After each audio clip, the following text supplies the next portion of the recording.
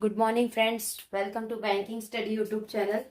आप सबका स्वागत है हमारे यूट्यूब चैनल पे फ्रेंड्स। आज है 30 मार्च, ठीक है, और मंडे का डे है, राइट।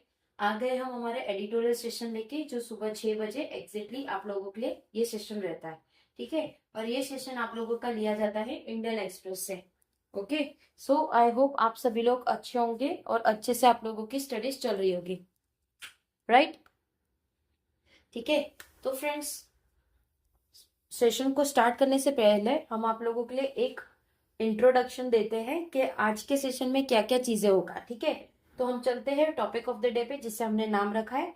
तो फर्स्ट आपकी शुरुआत होती है मोटिवेशनल कोट के साथ, सेकेंड रहती है वोकैब, एंड थर्ड रहता है आपका article of the day, right. ठीक है, तो फ्रेंड्स, साल का 3 महीना खत्म हो चुका है, ठीक है। मतलब 2026 का आप लोगों के 3 मंथ मतलब कितने हो गए? इसमें 30 आता है, इसमें 31 और उसमें 28 थे। कितने हो गए फ्रेंड्स? 90 दिन। आप लोगों के 90 दिन खत्म हो चुके हैं 365 डेज में से, ठीक है। सो ध्यान में रखिए, आपने ये 90 दिन में कुछ सुधार किया या नहीं।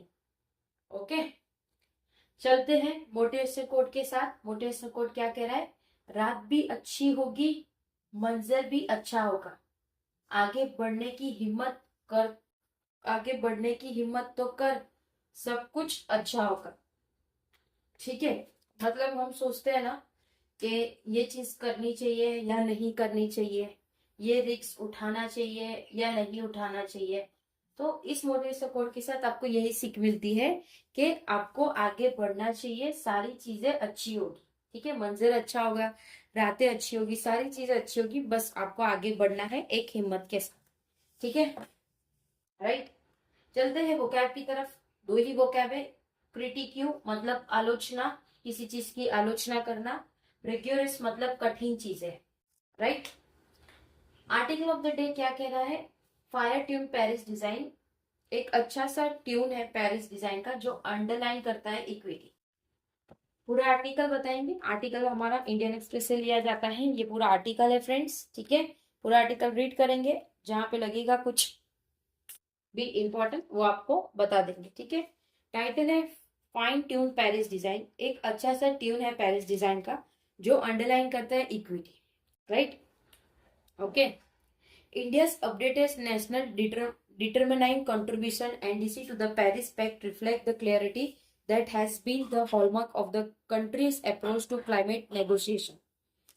मतलब इंडिया एक अपडेट कर रहा है, एक नेशनली डिटरमाइन कर रहा है कंट्रीब्यूशन किसके लिए? पेरिस पैक्ट के लिए, जो रिफ्लेक्ट करता है क्लियरिटी, एक हॉलमार्क कंट्री का जो अप्रोच करता है क्लाइमेट नेगोशिएशन, ठीक है। जो अनाउंस करता है उसके बैकड्रॉप जो ग्लोबल एनर्जी क्राइसिस है 2031 टू 35 के बीच में, जो गोल अंडरलाइन करता है गवर्नमेंट को इंटेन करने के लिए, जो बैलेंस करता है इम्पेरेटिव, जो ग्रो करता है इकोनॉमिक, उसके अर्जेंसी मैटिगेटिंग ग्लोबल वार्मिंग के हिसाब से।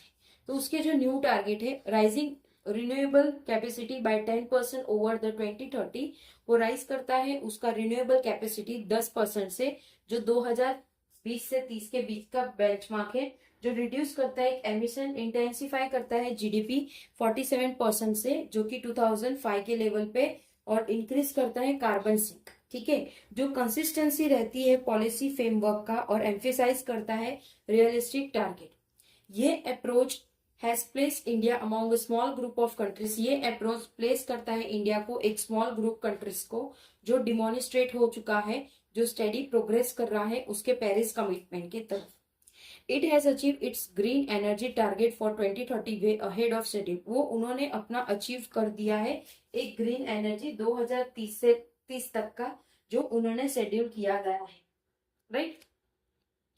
ठीक है, तो क्या है फ्रेंड्स, ये पूरा पैराग्राफ में ऐसा बता रखा है कि न्यू टारगेट इंडिया ने कमिटमेंट दे रखा है पेरिस को कि वो अपनी ग्रीन एनर्जी टारगेट करेगा 2020-30 में। तो उसके लिए कौन से जीडीपी का 47% रहेगा, जो 2005 के लेवल पे डाउन चला गया था, ठीक है। तो इस तरह से ये वाले आपका फर्स्ट पैराग्राफ में ये दिया है।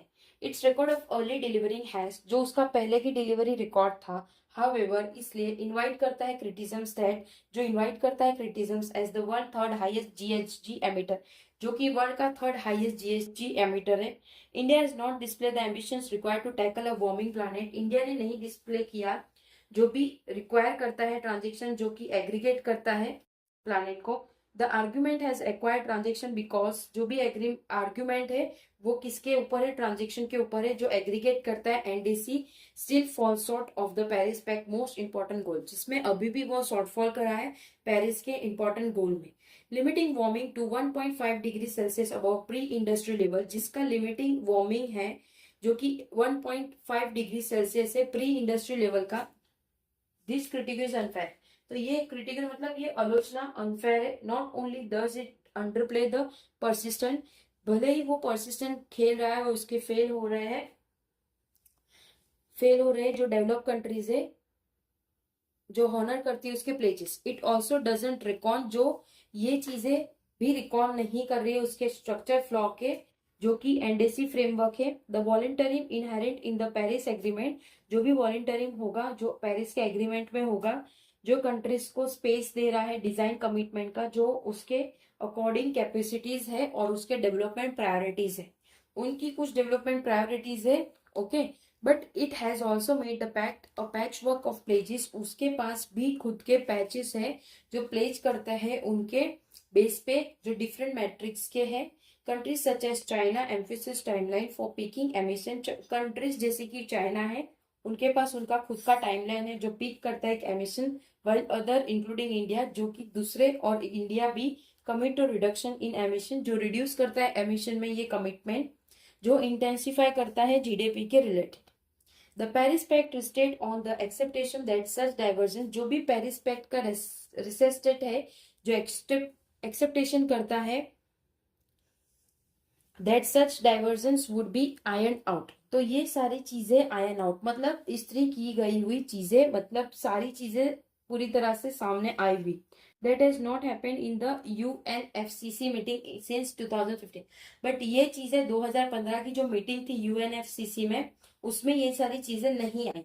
What is needed now is not a retreat from the Paris architecture, अभी क्या चाहिए कि उनको रिट्रेट नहीं चाहिए पेरिस आर्किटेक्चर से, but a phase of rigorous, but कुछ कठिन चीजें हैं, रिगेरियस मतलब कठिन, जो टर्न करता है that does not compromise the principle of equity, जो कॉम्प्रोमाइज नहीं कर रहा है प्रिंसिपल इक्विटी का, विदाउट क्रेडिबल कमिटमेंट, जो कि वो क्रेडिबल कमिटमेंट होगा उसके climate finance by develop countries, जो कि डेवलप कंट्रीज के क्लाइमेट फाइनेंस रहेगा जो डेवलप कंट्री का रहेगा।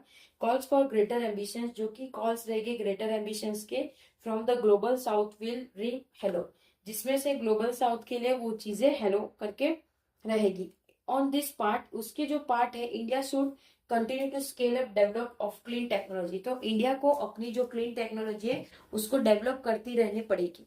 ठीक है, तो फ्रेंड्स ये जो पूरा आर्टिकल था पूरा पेरिस रिगार्डिंग था कि किस तरह से 2030 तक का कमिटमेंट रखा है इंडिया ने, और कैसी दूसरी दूसरी कंट्रीज है, चाइना है जो एमिशन को कमिटमेंट लेके करती है।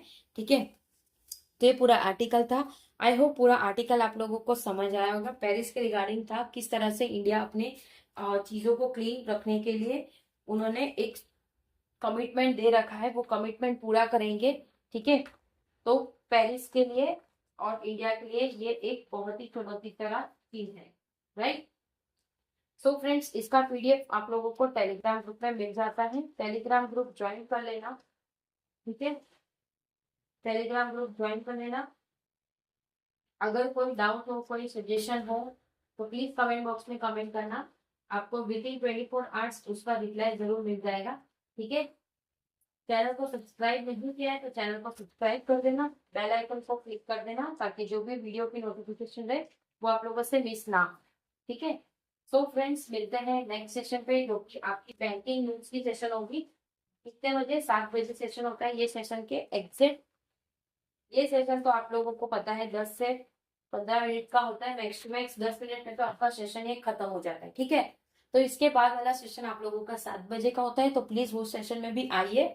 और अगर कल की आप लोग ने लाइव क्लास नहीं देखी है तो प्लीज जाके लाइव क्लास जरूर देख लीजिए, कुछ ना कुछ उसमें से भी आप लोगों को सीखने मिलेगा।